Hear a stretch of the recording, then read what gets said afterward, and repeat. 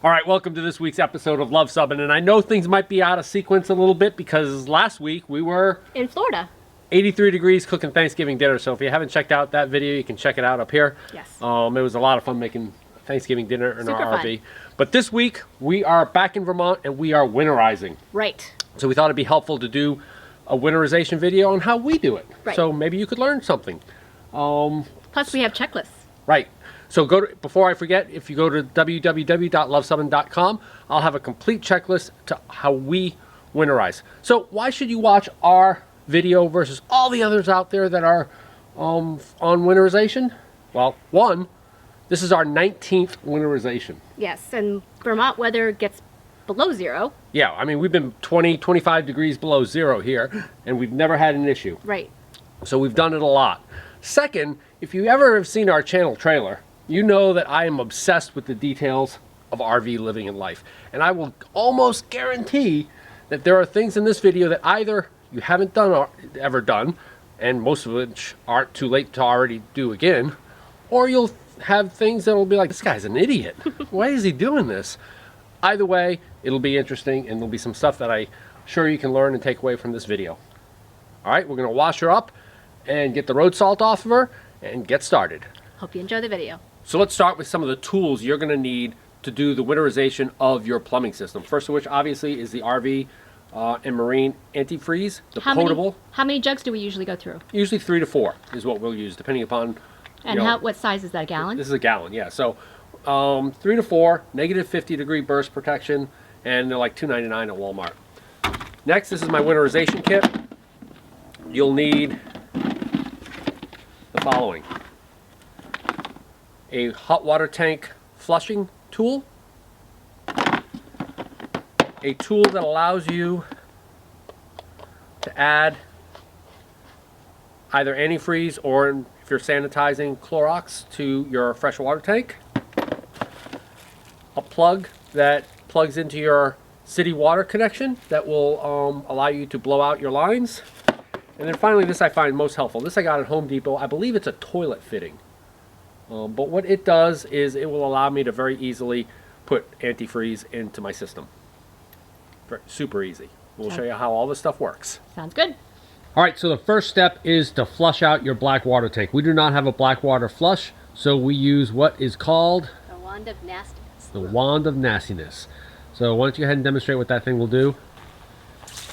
It sprays in 4 different directions. Right. So we're going to go ahead and use our walkie-talkies. Cindy will be putting it into the toilet, moving it up and down, cleaning all the walls, interior walls of the toilet, while You got the gross job. Well, the grosser job is mine, which I capture the effluent coming out.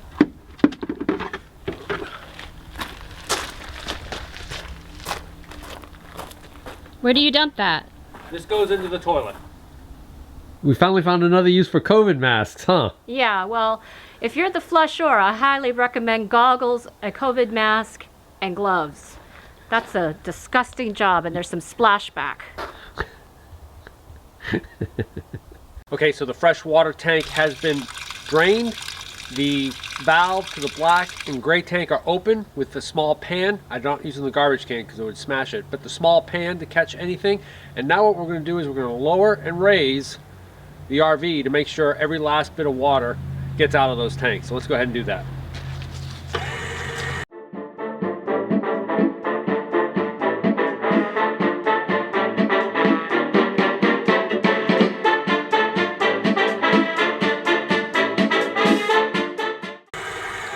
Now we're going to go ahead and close those valves and move on to the next step. Okay, the next thing we're going to do is give some love to our hot water heater. So I'm going to open this guy up. We're going to open the pressure relief valve, make draining it easier. And I've already pre-loosened this, did a little bit of draining. We'll let that water drain out. Okay, and then with our handy dandy little water heater flusher tool thingy, we're going to go ahead and flush the water heater and do this repeatedly. Again, with the pressure relief valve open, it makes draining it easier, and we're just going to go in and out, making sure. Very similar to the black tank, making sure anything that's in there gets out.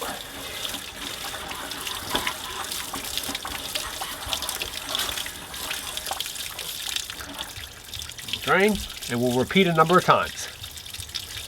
The manual states that any minor little leftover water that's left in here once it drains completely is okay. I will then very, very loosely screw the plastic cap in, very loosely, and that's just to make sure that no critters crawl into my tank and make it a home. Some people leave it out. I screw it in. Each to your own. Okay, before we add our RV potable antifreeze, we're gonna blow out the lines. I do both, okay? I blow out the lines and I add the antifreeze as a double protector. Now this is the one step I don't want anyone to follow, okay? Do not do what I do. But I take my fitting,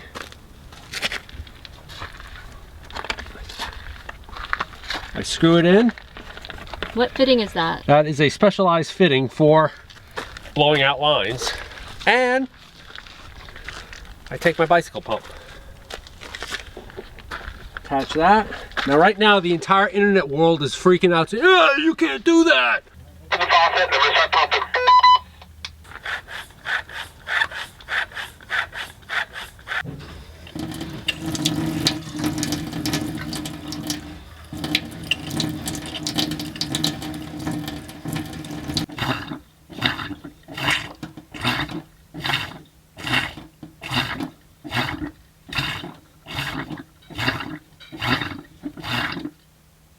Okay, one final pumping operation with the air before I'm finished is I'm going to disconnect the outlet pipe from the water pump and pump some more air just so that I'm not pushing up against the check valve there.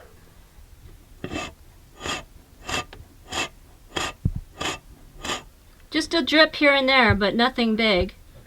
Okay, I think our airstream, we're pretty lucky in that the water pump, the bypass is all very readily accessible. You can see here. So underneath our dinette chair. Yep, so everything is labeled. You can see I've got the bypass labeled. I've got the direct flow direction, the drains. And so this is in the normal operation. This is when the water is flowing to the hot water heater. And the big thing here is that you don't want to put your RV antifreeze into your hot water heater. So to go ahead and winterize, you're going to turn that to the closed position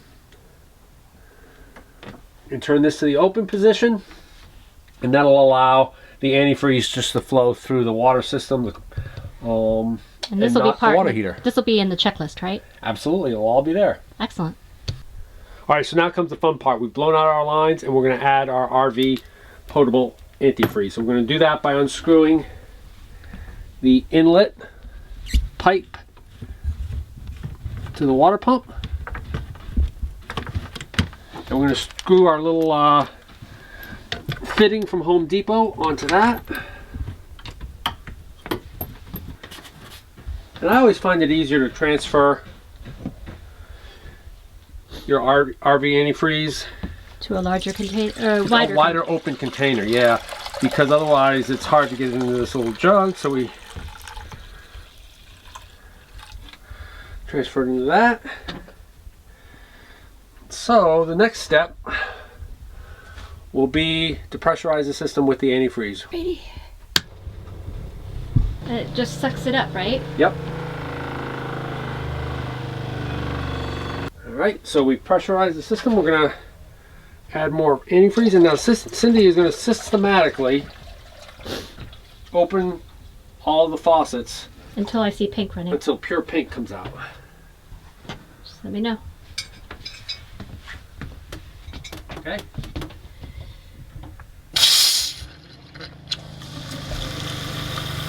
Alright, that's hot. That's pure pink. Alright, that's cold. That's pretty pink. Okay, stop.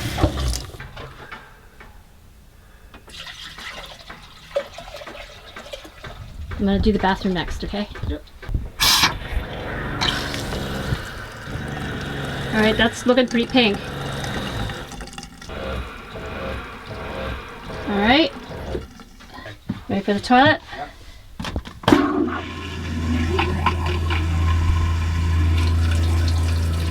Alright, that's looking pretty solid pink. And you don't want to forget your sprayer.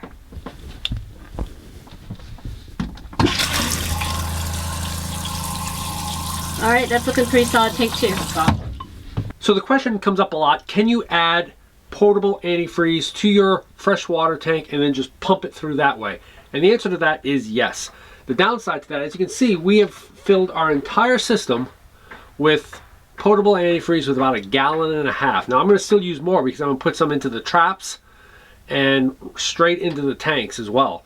But you can put it in your freshwater tank and pump it through that way, but you're probably going to use like 6 gallons. Whereby in an emergency, I can get through with about 1.5, probably about 2 gallons in an emergency. I'll use 3.5, just to make sure there's pink stuff everywhere. The other thing you need to add antifreeze to are your traps for both your sink in the bathroom and in the galley. So we're going to add a bunch of antifreeze to there. We've already added some antifreeze just by running the system, right? Absolutely, but you can never, that's an excellent point, Sin, but you can never be too careful. Adding it to both sinks does absolutely nothing except gives me peace of mind. And again, antifreeze is cheap. Replacing your plumbing. Replacing your plumbing's not.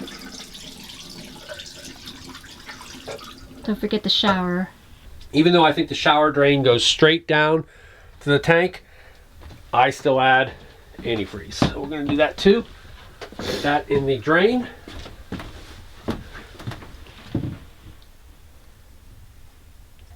Wipe that up. And we have a pretty good system. There's just one more thing I'm going to add antifreeze to, and I've got 1 jug left. Are you going to use the whole jug for that? I'm going to probably use half the jug because I always like having some on hand just in case. All right, so the other thing I like to do is just to dump some potable antifreeze into the freshwater tank, just in case there's any little bit of water accumulated in there or whatever. It'll protect it. So anything that I've got left. That's where you use your funnel. Yep. So is there anything that we need to hook back up inside now? Nope. Now I am going to disconnect the faucets. I take the faucets inside once everything is done. So we're going to disconnect the faucets simply because of their mechanism. My manual says to do so. So that's one of the reasons I do it. But yeah. We're pretty much done, right? Pretty much done the winterization part of the plumbing. Now we're going to do the batteries, the tires, and the inside of the interior as to what Cindy does to get the Airstream ready for winter. Now that we've done the inside plumbing, let's move on outside and give some love to our tires. So we've done a couple of things. When we washed the rig, we made sure we gave the tires a really nice washing. The tires will sit on loose gravel, which will provide for some decent drainage. I think that's a pretty good surface for them. They've been pumped up to their sidewall pressure, double checked that they're pumped up to their pressure. And the final thing that I'll do is I'm going to remove my tire pressure monitoring caps. And then take those off. And the reason that I do that is that I don't want that valve stem spring to stay compressed the entire winter when I'm not using it. I always fear that when I go to check the pressures manually, that spring may not fully expand or contract, and it'll not function as appropriate. So when I'm not using it for a couple of months, my tire pressure monitoring caps kind of come off. So they'll be stored in the bag, where I also have the charger. They're of course numbered. Numbered per tire or numbered? They're numbered per tire so that I can put them back onto the same place. And we'll put our little cap on, which we keep in our tire pressure monitoring bag so that each winter we can do this. That'll go on. You just dropped one. Yep.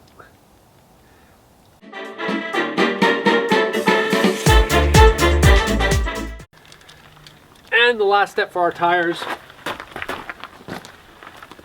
is to go ahead and cover them up so that they don't get any ultraviolet degradation. So we're going to go ahead. So it just protects from the sun, nothing else, right? Correct. Now we're going to talk about the front of our rig. And a couple things about the propane tanks. A, of course, never ever bring them inside or a valve to fail or something like that. You don't want to fill your basement or your garage with propane. And they don't freeze, right? Right. The freezing point of propane is negative 304.6 degrees. So if you're going to be below that, I might be concerned, but if you're above negative 304 Fahrenheit, you should be pretty good to go. I think I would be concerned if I was below that anyway. And actually you wouldn't be, because water is actually the only substance that when it freezes, it expands. Propane won't even expand when it freezes, so it could freeze and it's not going to mess up your tank. So just leave them outside and you'll be good to go. Then we're going to talk about the battery. Ooh, this wind is cold. So there's a lot of talk about the internet on what to do with your battery while you winterize, and a lot of people will say, well, I've got solar and I'm going to slowly charge the battery and keep the battery up to charge.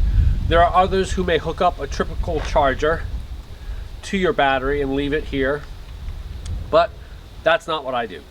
I take it out, I disconnect it, I bring it inside, I check its voltage, and I top it off once a month with a smart battery tender. Because here's why. The real enemy of a battery is the constant charge discharge cycle. Charge discharge, charge discharge, even if it's slight. What it likes to do is just sit there and get a single charge. And in your rig, you probably get your LPG detector, you probably get some indicator lights, and every battery goes through corrosive discharge just on its own. It's going to lose about 0.02 volts a day or so, or less. And so as it goes down and discharges, bam, your solar's going to kick in, your trickle charge is going to kick in, and it's going to charge it. And then it'll discharge again, and then it'll charge it again, and discharge again. With my system, it goes down, it gets charged once a month, it's pretty good to go. So yeah, there's how a battery engineer deals with their batteries over the winter. And like Cindy inside, absolutely everything out in my exterior compartment is going to come inside, get checked, maintained, and cleaned. So while Rich is doing his outdoor stuff, I'm doing my indoor stuff, which involves bringing anything that can be brought inside. And that's primarily for two reasons, or maybe even three. One is mice, which is a constant hazard. Even though we do put out traps and try to discourage them from coming in, they could chew on things. Number two is the fluctuation in cold versus heat inside the trailer, and the humidity, which would be number three, could affect anything that you might have, like pictures or cushions or anything like that. So we try to keep anything that the temperature and the humidity might affect inside as well. So, and as we bring things in, we look at it and decide, okay, did I use this year? Because we are living in a small space, and so everything must be useful.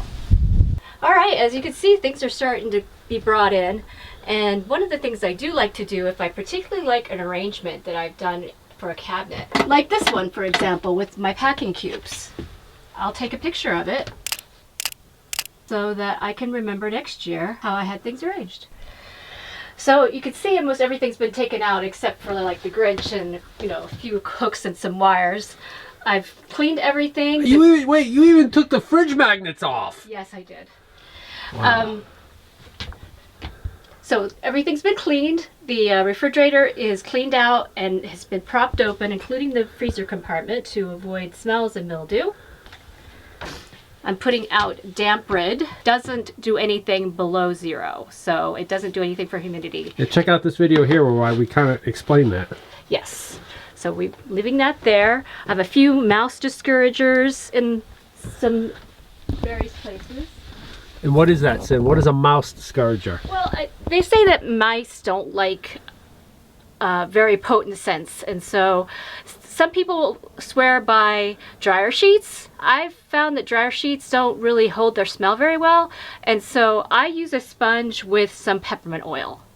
Well, there you have it. Winterizing your RV the Luv Subbin way. So I hope you found this video helpful. If you have, give us a big thumbs up. And click the subscribe if you think we earned a subscription. And comment below if you have things that you do special for your RV to winterize over the winter. Or if you think that something I do is completely stupid. We'd like to hear about that as well. We come out with RV and Airstream related videos just like this one every Tuesday. Thanks for watching.